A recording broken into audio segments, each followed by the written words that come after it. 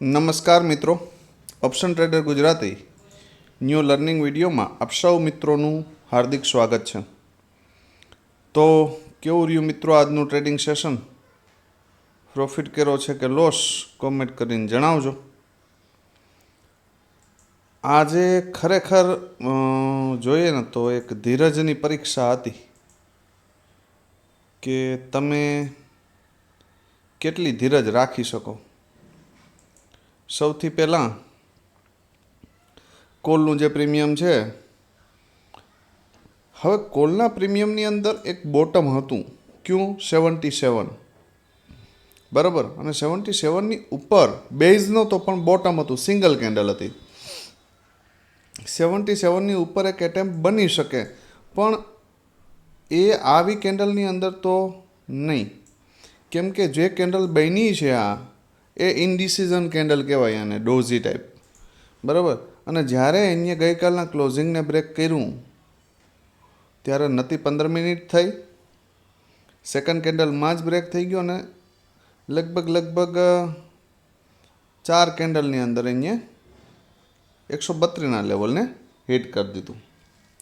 તો ભાઈ મને કોમેન્ટ કરીને એ જણાવો કે આ મૂવમેન્ટ લેવાય ખરી? તમારી પાસે આ મૂવમેન્ટ લેવા માટે કન્ફર્મેશન છે? મારા મત મુજબ તો નથી.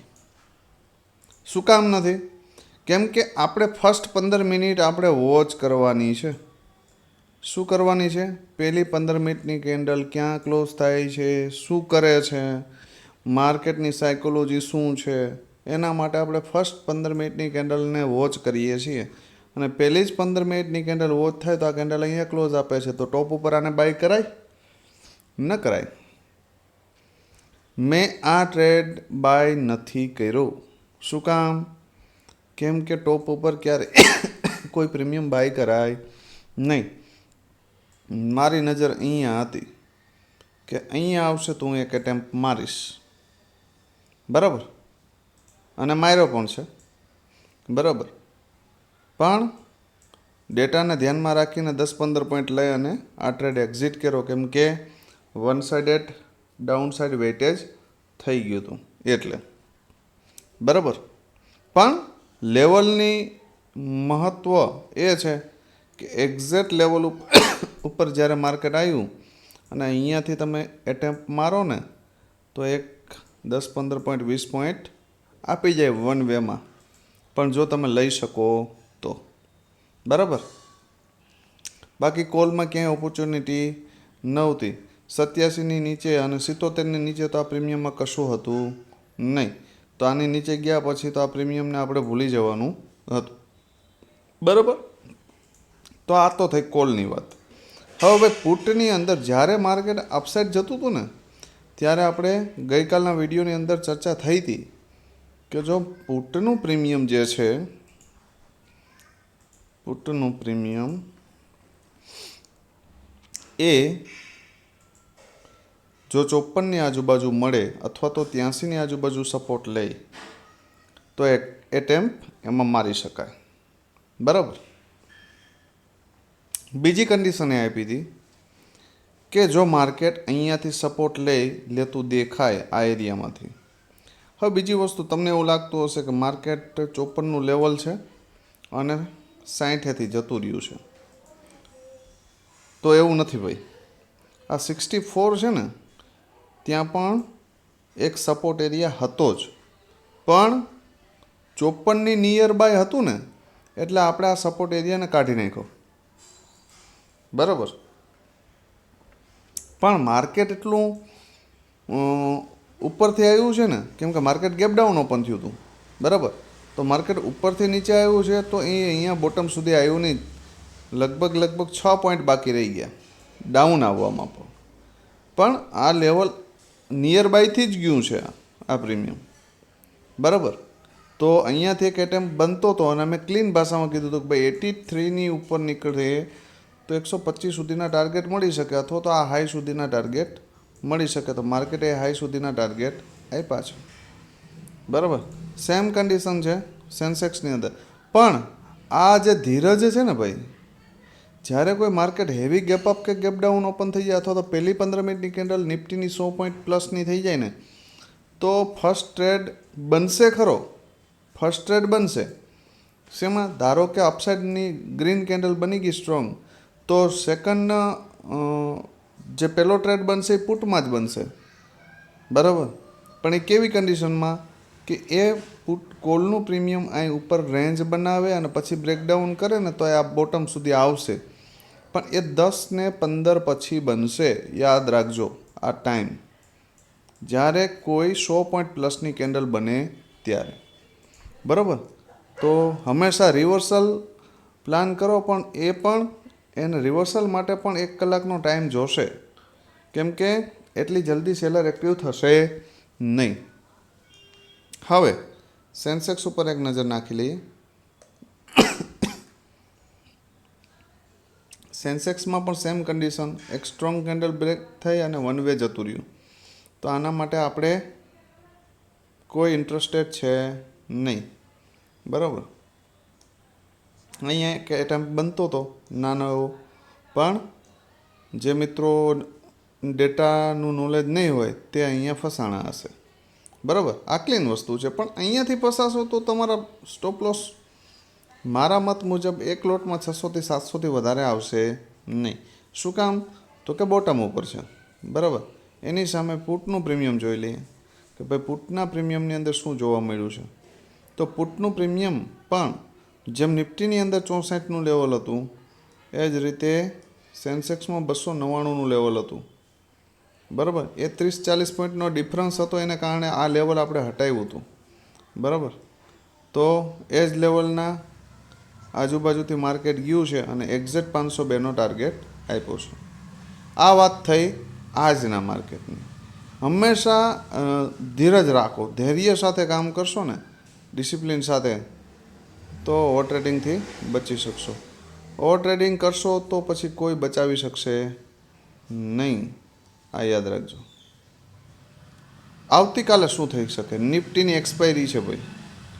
હવે એક્સપાયરીવાળા ઇન્ડેક્સની અંદર કામ કરવું થોડું ખતરારૂપ છે ભાઈ. તો મોર્નિંગમાં એક સારો એવો ટ્રેડ મળી જાય તો પછી 2-2.5 વાગ્યા પછી એકાદો ટ્રેડ પ્લાન કરવાનું, વિચારવાનું. ત્યાં સુધી વચ્ચેના માર્કેટની અંદર ઘૂસવાનો પ્રયત્ન ન કરવો. મારી પર્સનલ સલાહ છે, હું નહીં ઘૂસું. સવારમાં મોર્નિંગમાં મને કોઈ એક સારો એવો પોઝિશનલ ટ્રેડ મળી ગયો તો હું 2:30 પછી જ માર્કેટની અંદર પાછો નજર નાખવા આવીશ.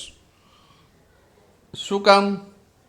કે માર્કેટની અંદર એક મૂવમેન્ટ આવ્યા પછી માર્કેટ એક્સપાયરીના દિવસે સાઇડવેઝ થવાની પોસિબિલિટી વધારે હોય છે, અને લગભગ 10:30-11 વાગ્યાથી લઈ અને 1 વાગ્યા સુધીમાં પ્રીમિયમ ડીકે હેવી થાય છે. તો આવા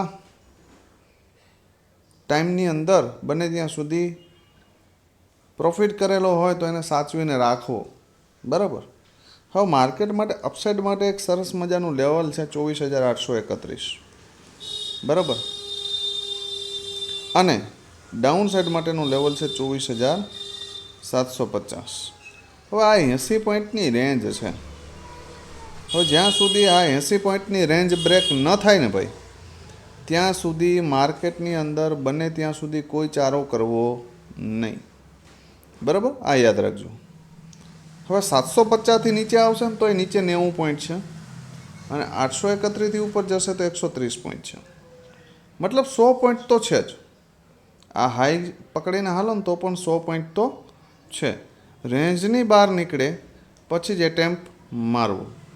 પણ આપણું નોલેજ પેલું એ રાખવાનું કે ફર્સ્ટ 15 મિનિટની કેન્ડલ જ્યાં સુધી ક્લોઝ ના આપે ત્યાં સુધી મગજ બ્લેન્ક જ રહેવા દેવાનું, કે આમાં કંઈ લખ્યું છે નહીં. એને ક્લોઝ આપવા દેવાની. ક્યાં ક્લોઝ આપે છે?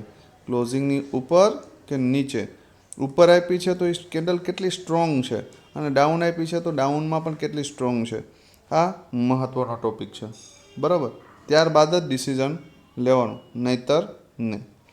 24,750ને બ્રેક કરશે તો 24,660, અને ભૂલથી આ લેવલ બ્રેક થયું તો નીચે 150 પોઈન્ટનો ખાડો છે, યાદ રાખજો, બરાબર. અપસાઇડ માટે પણ 24,964ની ઉપર જશે તો 25,091 સુધી જઈ શકે. બરાબર, એમાં પણ 150 પોઈન્ટ 140 પોઈન્ટ છે, પણ આ માર્કેટ માટે સ્ટ્રોંગ રેઝિસ્ટન્સ છે, યાદ રાખજો. બરાબર, શાર્પ મુવમેન્ટ આ લેવલને પાર કર્યા પછી જ આવી શકે. એટલે એ નજરમાં રાખજો કે 1:30 વાગ્યાની આજુબાજુ, કેટલા વાગ્યાની આજુબાજુ, 1:50ની આજુબાજુ, 1:30ની આજુબાજુ યા તો આ લેવલ બ્રેક થાય યા તો આ લેવલ બ્રેક થાય, તો ઝીરો હીરો બની શકે. બંને બાજુ આ બ્રેક થશે તો અહીંયા સુધી 150 પોઈન્ટ એટલે 4-5 વાળું પ્રીમિયમ 200 જાય તો એમાં કોઈ મોટી વાત નથી. ડાઉનમાં આ લેવલ બ્રેક થાય તો પણ એવી સિચ્યુએશન. બરાબર, પણ થવા દેજો. એડવાન્સમાં પ્રેડિક્ટ ન કરી લેતા કે આવું જ થશે. બરાબર, સૌથી પહેલાં જોઈ લો કોલનું પ્રીમિયમ 24,800નો કોલ. બરાબર, હવે જો ભાઈ કોલ પાસે એક બેઝ છે, એ પણ 69.67, રાઉન્ડ ફિગરમાં ગણો તો 69.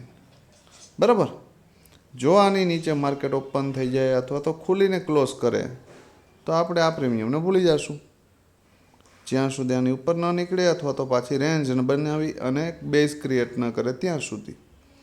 બરાબર, આ પ્રીમિયમમાં ધારી લ્યો કે પ્રીમિયમ થોડું ગેપ અપ ઓપન થાય 24,800 વાળું, અને જો અહીંયા સપોર્ટ લેતું દેખાય 73 તો ફર્સ્ટ ટાર્ગેટ 110, અને જો અહીંયાથી તમે બાય કરેલો હોય અને આની ઉપર જ કેન્ડલનું ક્લોઝિંગ આપી દે તો કોસ્ટ ટુ કોસ્ટ એસએલ રાખીને 192 સુધી બલિદાન દઈ દેજો.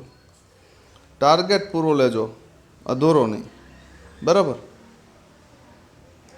તો આ લેવલ બતાવી શકે, અને આની ઉપર જશે તો 259. બરાબર, આ ઉપરના લેવલ એક જ કન્ડિશનમાં આવી શકે કે માર્કેટ 25,090ની ઉપર નીકળે, નહીતર આવે નહીં. બરાબર, યાદ રાખજો આ વસ્તુ. હવે જોઈ લો એક પુટનું પ્રીમિયમ.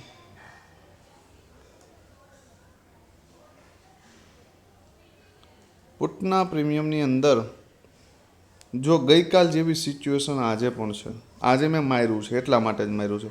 હવે 47 અને 68 20 પોઈન્ટનો ડિફરન્સ છે. બરાબર, હવે અહીંયા તમે કન્ફ્યુઝ થાવ એટલા માટે કાલે આ લેવલ, આ રીતનું લેવલ હતું ને કાઢી નાખ્યું હતું, ઓનલી બેઝ જ આપ્યો હતો, કેમ કે આ હેવી કન્સલેટ એરિયા છે. બરાબર, હવે આ પ્રીમિયમમાં સારામાં સારી ઓપોર્ચ્યુનિટી, અહીંયા આ પ્રીમિયમ ક્યારે સપોર્ટ લેશે કે માર્કેટ આ એરિયામાં ક્યાંક ઓપન થયું ને અહીંયાથી નીચે આવ્યું ને તો સપોર્ટ લઈ લેશે. પણ જો માર્કેટ આ એરિયામાં ક્યાંક ઓપન થયું તો આ પ્રીમિયમ અહીંયા સપોર્ટ નહીં લે, અહીંયા જ આવશે. બરાબર, એટલે આ વસ્તુ મગજમાં ફિટ રાખજો કે માર્કેટ ઓપન ક્યાં થાય છે પછી વિચારવાનું છે. ધારો કે આ એરિયામાં ઓપન થાય ને તો આપણે અહીંયા વિચારશું કે અહીંયા સપોર્ટ લઈ તો આપણે બાય કરવો છે, પણ આ એરિયામાં ઓપન થાય ને તો આપણે અહીંયા જ વિચારવું છે. ભલે અહીંયા લઈ તો વાંધો નથી, તો અહીંયાથી બાય નથી કરવું, આપણે 105 ઉપર બાય કરવો છે, યા તો એને અહીંયા આવવા દેવું છે 47, અને 47 ના આવે તો 105 ઉપર બાય કરશું ને, એની ઉપર ટાર્ગેટ સારો જ છે, શું વાંધો છે. બરાબર, તો કન્ફર્મેશન સાથે જ આવશું. પણ માર્કેટ આ એરિયામાં ફ્લેટ ઓપન થાય અને 68ની આજુબાજુ બાય કરવો મને રિસ્કી દેખાય છે. પણ માર્કેટ ગેપ અપ, આ પ્રીમિયમ ગેપ અપ ઓપન થાય, થોડુંક માર્કેટ ગેપ ડાઉન થાય અને આ પ્રીમિયમ ગેપ અપ થાય તો પછી અહીંયા જો આવે ને તો એક ઓપોર્ચ્યુનિટી સારી છે, અને 105ને બ્રેક કરી દે ને તો 160 સુધી બલિદાન. બરાબર, અને એની ઉપર જાય તો 222 સુધી. બરાબર, પણ market heavy gap down open થઈ ગયું અને આ પ્રીમિયમ આ એરિયામાં ક્યાંક ઓપન થાય તો એને અહીંયા આવવા દેજો, અથવા તો અહીંયા આવીને સપોર્ટ લેતું દેખાય તો પણ મને આમાં રસ છે નહીં, કેમ કે આ જે ગેપ છોડીને જાય છે ને, બરાબર, તો એક ગેપ ફિલ કરવા ગમે ત્યારે માર્કેટ આવી શકે. બરાબર, એક દિવસ ટ્રેડ આખો જતો રહે ને તો જતો રહેવા દેવાનો, બાકી ડિસિપ્લિન ક્યારેય ચૂકવાનું નહીં. બરાબર, ડિસિપ્લિન સાથે એક ટ્રેડ કરશો ને તો પણ સારા એવા પ્રોફિટમાં હશો, અને એક ડિસિપ્લિન સાથેમાં એસએલ જશે ને તો પણ માઇનર 5 થી 7 પોઈન્ટનો એસએલ જશે, એમાં તમે વધારે લોસનો સામનો કરવો પડશે નહીં. બરાબર, તો આ વસ્તુ મગજમાં ફિટ કરી લેજો. મને એક પોસિબિલિટી કોલ સાઇડની દેખાય છે, આ મારો પર્સનલ વ્યૂ છે. મોર્નિંગમાં માર્કેટ જો બેઝની ઉપર ઓપન થઈ જાય અને એક ફર્સ્ટ 15 મિનિટની કેન્ડલ ફર્સ્ટ રજિસ્ટન્સે જે આવે ને ફરી જો બોટમે મળે ને તો એક એટેમ્પ કોલમાં મારી શકાય. કેમ કે લોંગ ટાઈમ ફ્રેમ ઉપર એક એફવીજી પેન્ડિંગ હતો વન ડેમાં, એ ફિલ થઈ ગયો છે અને ત્યાંથી જ બાઇંગ આવ્યું છે.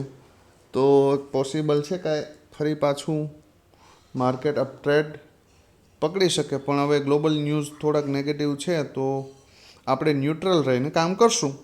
લેવલ ઉપર મળશે તો ઠીક છે, બાકી નહીં કરવાનું. સેમ કન્ડિશન સેન્સેક્સની અંદર બે પ્રીમિયમ જોઈ લ્યો.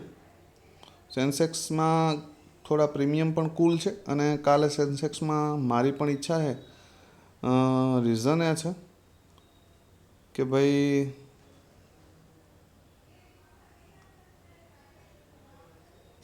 સેન્સેક્સનું સી 81,800નો સી છે. રીઝન એ છે કે નિફ્ટીની એક્સપાયરી છે, નહીતર તો ન કરે. પણ એક્સપાયરીવાળા ઇન્ડેક્સમાં મને થોડુંક ઓકવર્ડ ફીલ થાય છે, કેમ કે પ્રીમિયમ ડીકે નામનું પ્રાણી જે છે એ કોઈને છોડતું નથી. નોલેજ વગરનાને પણ નથી છોડતું, નોલેજવાળાને પણ નથી છોડતું. બરાબર, તો દૂર રહેવું સારું. એનાથી બનતા પ્રયત્ન એવા હશે કે નિફ્ટીને આપણે એવોઇડ કરશું કાલે. એમાં હું ખુદ, તમે કરો કે નહીં મને ખબર નથી, પણ હું એવોઇડ કરવાનો પ્રયત્ન કરીશ. એકાદો મોર્નિંગનો મૂવ સારો મળી જશે તો, કેમ કે સવારમાં હજી પ્રીમિયમ ડીકે એટલું હશે નહીં. હવે સેન્સેક્સની અંદર કોલના પ્રીમિયમ પાસે બેઝ છે 338. હવે ભાઈ જો 338ની નીચે જશે તો આપણે આ પ્રીમિયમને ભૂલી જશું. અપસાઇડ માટેનું લેવલ છે 412. 412ની ઉપર એક કેન્ડલનું ક્લોઝિંગ ઓપન થઈને જાય, ઉપર ઓપન થાય ને ફરી રિટેસ્ટ મારે, ગમે તે કન્ડિશનમાં જાય તો એક 555 સુધીનો ટાર્ગેટ મળી શકે ને એની ઉપર જશે તો 650. બરાબર, અને એના ઉપર જશે 774. બરાબર. હવે ધારી લો કે આ પ્રીમિયમ ગેપ અપ ઓપન થાય અને અહીંયા રિટેસ્ટ મારે અને જો આ હાઈ બ્રેક થયો તો 774 પણ આવશે, 900 પણ આવશે અને 1098 પણ આવી શકે. પણ કન્ડિશન એ કે માર્કેટ આ એરિયામાં ક્યાંક ઓપન થાય, અહીંયા સપોર્ટ લે અને ફરી પાછો આ હાઈ બ્રેક કરે તો આ બંને લેવલ જોવા મળી શકે. બરાબર, યાદ રાખજો અને સ્ક્રીનશોટ મારી લેજો. બરાબર, લાસ્ટ પ્રીમિયમ છે 81,100નું પુટ. આની અંદર પણ બે લેવલ છે, 362નો એક સપોર્ટ છે અને 274નું એક બેઝ છે. જ્યાં સુધી આની ઉપર છે ત્યાં સુધી આપણે આમાં બુલિશ રહેશું. પણ આ પ્રીમિયમમાં સારી એવી ઓપોર્ચ્યુનિટી 466ની ઉપર બની શકે અને 685 અને 835 સુધીના ટાર્ગેટ મળી શકે. ધારી લ્યો કે આ એરિયામાં ક્યાંક આવે ડીપ 274ની આજુબાજુ, તો એક એટેમ્પ મારવાનો 362ને બ્રેક કરી દે તો 466 સુધી આમાં બલિદાન દઈ શકાય. તો લગભગ 70% કેપિટલ ગ્રો થઈ જાય. આપણા મોસ્ટ ઓફ ટાર્ગેટ 2x ફંડના હોય છે, પણ તમે કેટલા મિત્રો લવ છો એ કોમેન્ટ કરીને જણાવજો. બરાબર, તો આજે શું કર્યું છે, પ્રોફિટ કર્યો, લોસ કર્યો, શું કર્યું છે કોમેન્ટ કરીને જણાવજો. અને કોમેન્ટ અને લાઇકનું પ્રમાણ પાછું ઘટ્યું છે તો પાછું અનરેગ્યુલારિટી મારામાં પણ આવી શકે. તો જોજો, સમજદાર કોઈ ઇશારા કાફી. બરાબર, તો આવતીકાલે ફરી મળીશું નવા વિડીયોમાં. ત્યાં સુધી જય માતાજી, હર હર મહાદેવ.